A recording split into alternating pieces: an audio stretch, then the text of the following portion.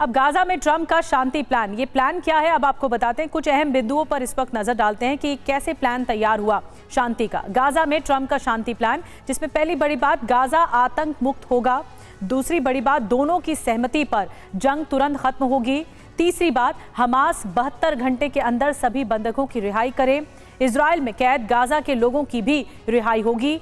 हथियार छोड़ने वाले हमास लड़ाकों को माफ किया जाएगा, ये बड़ी बात है। गाजा का नियंत्रण गैर राजनीतिक फिलिस्तीनी समिति के पास रहेगा। गाजा में हमास की कोई भूमिका नहीं होगी। यूएस और अरब देश मिलकर अंतर्राष्ट्रीय सेना की तैनाती करेंगे। इजराइल गाजा पर कब्जा नहीं करेगा।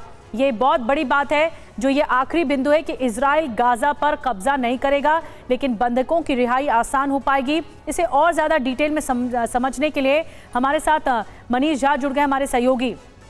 मनीष, इस पूरे मामले पर जितना आसान ये दिख रहा है, क्या वाकई इतना आसान हो जाएगा? ट्रंप की एक तरह से वार्निंग तो सामने आई, उसके बाद हमास थोड़ा प्रेशर में आया कि अब बंधकों की रिहाई हो पाए। कितने ऐसे बंधक होंगे, एक आकलन, और साथ में क्या आसानी से सब कुछ हो जाएगा? क्या इजराइल सब टर्म्स पर मान लेगा, सारी शर्तें मान लेगा?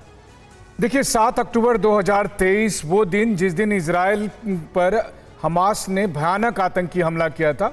आज की तरह ही शनिवार का दिन था और लगभग यही समय था जब पूरी दुनिया हिल गई थी उस हमले को देखकर। आज 729 दिन हो गए हैं और 72 घंटे के बाद 2 साल हो जाएंगे उस घटना के। लेकिन अब जबकि हमास की तरफ से कहा गया कि बाकी बंधक रिहा करेंगे, कुल मिलाकर जितने जीवित हैं और जितने मारे गए कुल मिलाकर 48 बंधक हैं।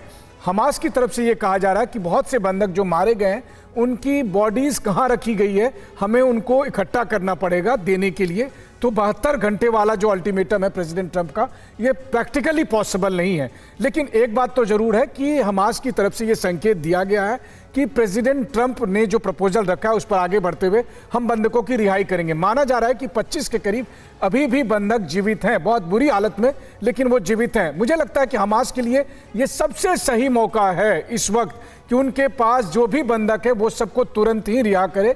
वो इसलिए भी क्योंकि इस वक्त अंतर्राष्ट्रीय समुदाय जिस तरीके से हमास की तरफ देख रहा है और हमास को जो अचीव करना था पिछले 2 साल के जंग में, उसने अचीव कर लिया। अभी इसके आगे हमास का जो भी पॉलिटिकल सिंपैथी मिली थी गाजा पर इजरायली बमबारी के बाद, वो सब खत्म हो जाएगा। तो माना जाए कि 7 अक्टूबर आने में 72 घंटे बचे हैं। उतने दिन में, उतने देर में अगर 48 के 48 बंधक रिहा हो जाते हैं, जिंदा और जो जीवित नहीं है वो सब, तो ये एक बहुत बड़ी उपलब्धि होगी। लेकिन बिल्कुल आपने सही कहा, जब तक ये हो ना जाए तब तक इसका होना मुश्किल माना जाएगा, क्योंकि एक लगता है कि बस होने वाला है और फिर अचानक ही कुछ प्रॉब्लम हो जाती है। तो ईश्वर करे कि इस बार वो समस्याएं ना है। देखिए क्या होता है। अगले 48 घंटे 72 घंटे काफी क्रूशियल है। बिल्कुल मनीष, क्योंकि जो हमास के पीछे देश खड़े हुए हैं वो इसको कैसे लेंगे, ये भी एक बड़ा महत्वपूर्ण बिंदु है।